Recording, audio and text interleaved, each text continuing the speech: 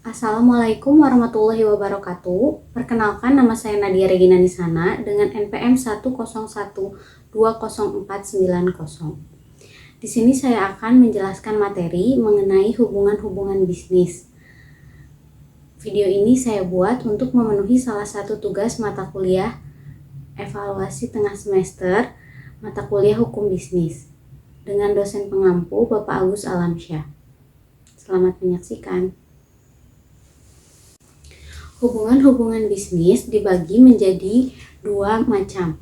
Yang pertama ada keagenan dan distributor, yang kedua ada franchise. Yang pertama saya akan menjelaskan mengenai materi keagenan dan distributor. Keagenan dan distributor adalah individu atau entitas yang bertindak sebagai perantara antara produsen atau penyedia barang atau layanan dengan pelanggan akhir. Merujuk pada Peraturan Pemerintah Nomor 29 Tahun 2021, agen adalah pelaku usaha distribusi yang bertindak sebagai perantara untuk dan atas nama pihak yang menunjukkan berdasarkan perjanjian dengan imbalan komisi untuk melakukan kegiatan pemasaran barang tanpa memiliki dan atau menguasai barang yang dipasarkan. Menurut Kamus Besar Bahasa Indonesia atau KBBI, agen adalah orang atau perusahaan perantara yang mengusahakan penjualan bagi perusahaan lain atas nama pengusaha atau perwakilan.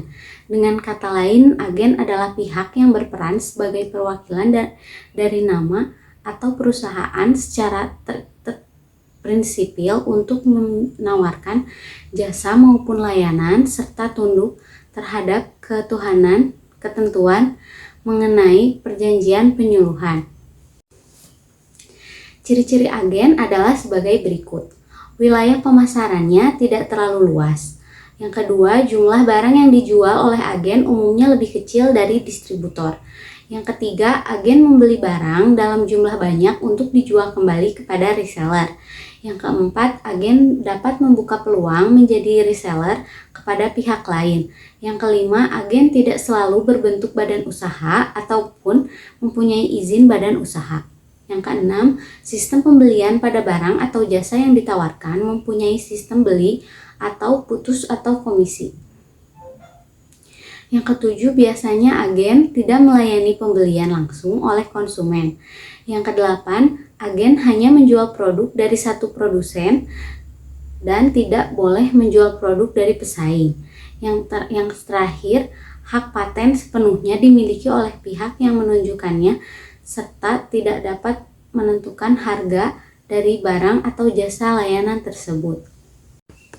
Berikutnya ada tugas dan tanggung jawab agen. Yang pertama, menetapkan rencana dan sasaran pemasaran. Yang kedua, mencari pelanggan, baik toko retail maupun reseller. Yang ketiga, menyediakan berbagai layanan untuk pelanggan seperti konsultasi dan bantuan teknis. Yang keempat, mengidentifikasi dan menetapkan pelanggan prioritas. Yang kelima, melakukan tindakan persuasif dan menjawab pertanyaan yang diajukan pelanggan. Yang terakhir, memberi informasi terkait produk knowledge pada pelanggan. Berikutnya, distributor. Distributor adalah pihak yang melakukan aktivitas menyampaikan barang dan jasa milik produsen hingga berhasil tiba di tangan konsumen yang bentuknya bisa perorangan atau perusahaan atau badan usaha. Proses distribusi cukup panjang karena terkadang distributor barang tidak benar-benar langsung mengirimkan barang dan jasa ke konsumen. Perusahaan atau produsen di Indonesia sangat membutuhkan peran distributor untuk mengirimkan produk-produknya ke seluruh daerah. Dilakukan terutama oleh perusahaan yang memiliki konsumen di seluruh Indonesia. Fungsi distributor.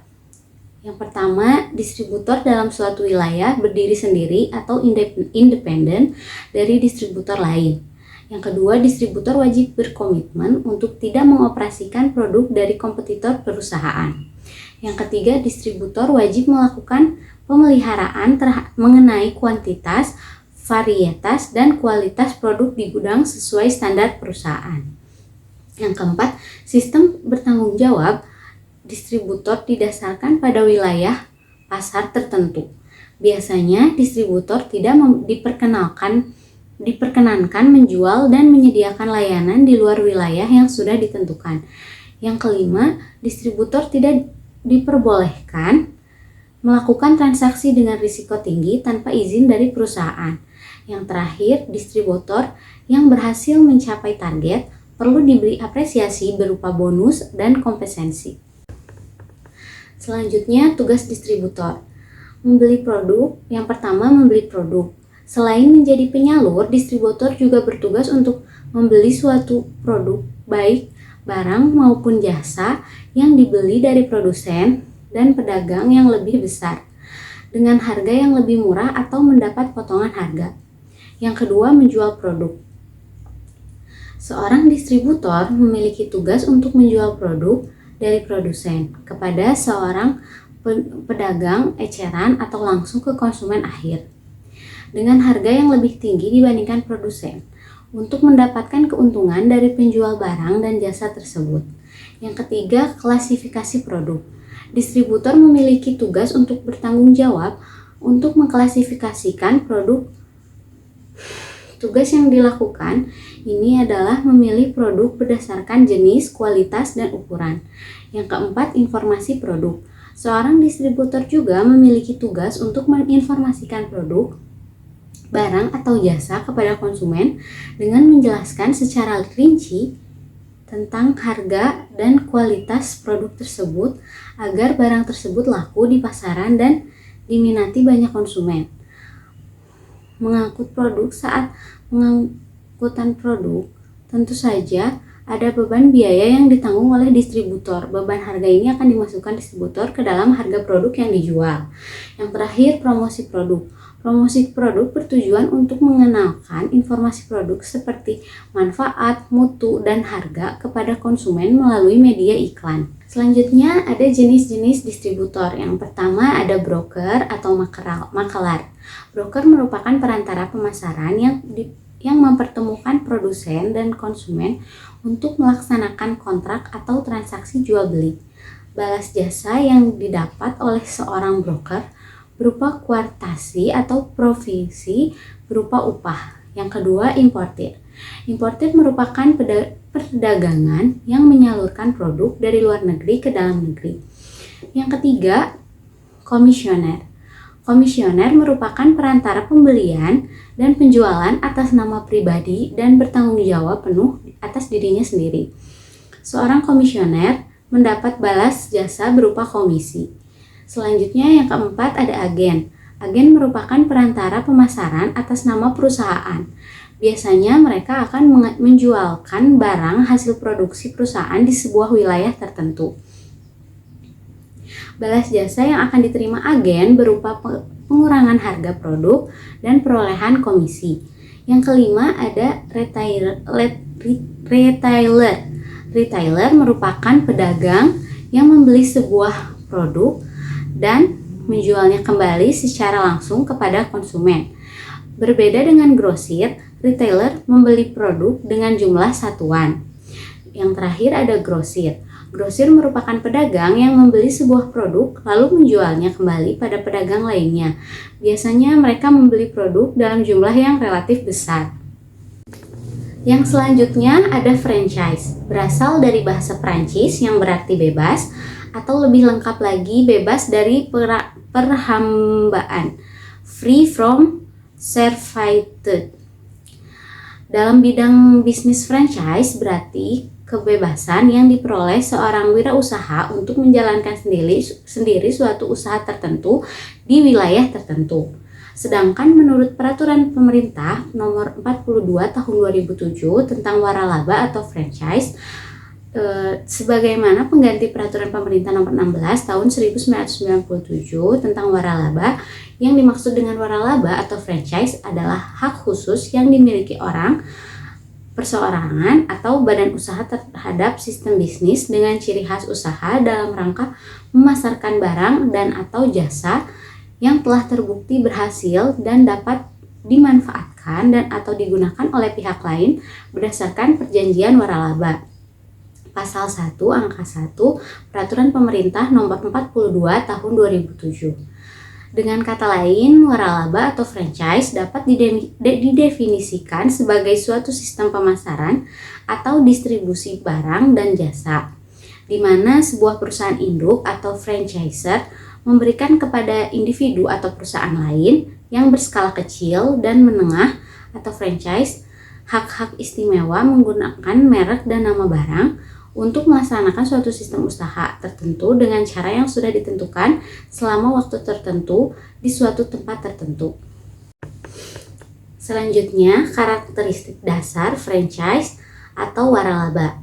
Yang pertama, harus ada suatu perjanjian kontrak tertulis yang mewakili kepentingan yang seimbang antara franchisor dengan franchise. Isi kontrak pada dasarnya dapat dinegosiasi. Isi kontrak hendaknya didasarkan pada kesepakatan kedua belah pihak. Selanjutnya, franchisor harus memberikan pelatihan